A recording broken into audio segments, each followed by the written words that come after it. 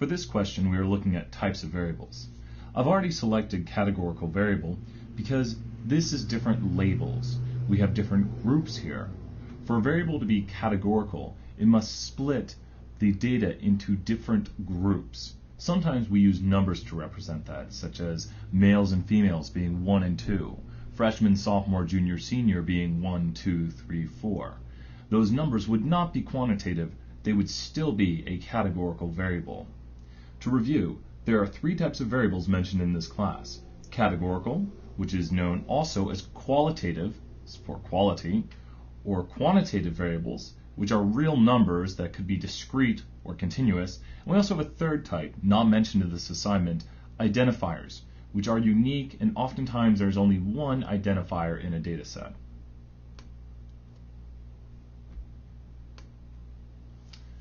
For this problem, we are looking at how many minutes it takes 1/4 of the substance to exit the bloodstream.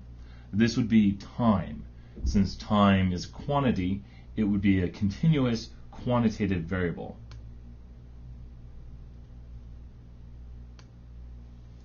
In this problem, we are presented with a pie chart. Now, for this problem, they assume that a movie can only be one type of category. It can only be comedy or drama, so 21 Jump Street is out of the question. We can't have a comedy drama. For this instance, the display would be appropriate because it can't fall into one or more group. Pie charts can't have overlapping sections unless you have some sort of unique pie chart that we don't use in this class. Which genre is the least common? Now, it might be hard to see here, but figure out which slice is the smallest, and that looks like drama to me. Now we're presented with a pie chart and a bar chart. Now, if you notice, it's a lot easier to see. The heights of the bars actually represent the count of how many of the 133 first-run movies were released in 1 year, where drama is the least and comedy had the most. So comedy is definitely the most. Is it easier to see this in the pie chart or the bar chart? Well, green is the biggest, but down here it's a little toss-up between green and blue. Although green is the biggest down here also, it is easier to observe that in the bar chart. Bar charts do not have any specific order, and remember, bar charts and pie charts are used to display categorical data. That is key. A bar chart and pie chart display categorical data. So we would say that the bar chart is much easier to see it in. Next, we are asked to report on the relative frequency of accepting qualified students. So there are 1,629 qualified applicants, 820 were accepted. We will go over here to the calculator, and the numbers were 1,629, 820. 820 divided by 1,629 gives us 50.337. So this is 50.3. Make sure to round correctly. Course Compass or My Pearson is very, very particular. If you are off by even 1/10 of a decimal place sometimes, you will get the answer wrong. Always check to see what it wants you to round to. The relative frequency of waitlisted qualified students, so out of the 1,629 students, there were 280 waitlisted. That'd be 280 divided by 1,629, which is 17.18%, and 17.18% rounds to 17.2. Find the relative frequency of qualified students being turned away for lack of space. There were 529 turned away out of 1629, so we'll do 529 divided by 1629.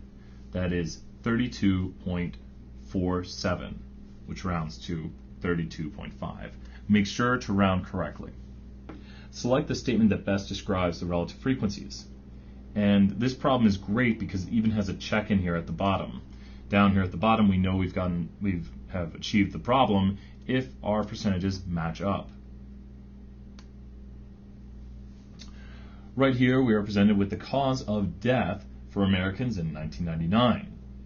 So in this instance, we assume once again for this problem that you can't have a stroke that leads to you falling down the stairs, and which maybe the stroke didn't kill you, but the falling down the stairs did.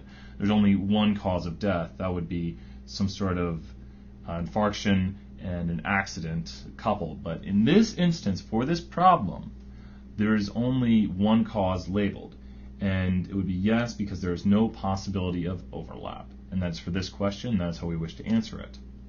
What percentage of deaths were from causes not listed here?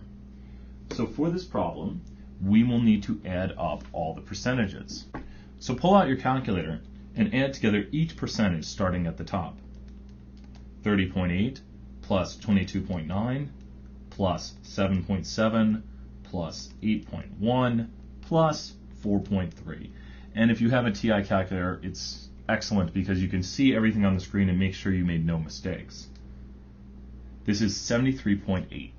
That leaves a remainder of 100 minus 73.8. We're taking 100% of the causes of death and subtracting what is on this list, leaving 26.2% not listed. Down here we have a representation of this data. And if you look, only one of these has the other category, and that does look to be about a quarter of the pie, which is what we got up here. So you can even do a slight check if when you see this other category, if you had something like 5% or 10%, well, this is more like a quarter of the pie. So make sure your percentages match up with the pie chart. And that is the first homework assignment. Congratulations on completing it, and keep up with the work.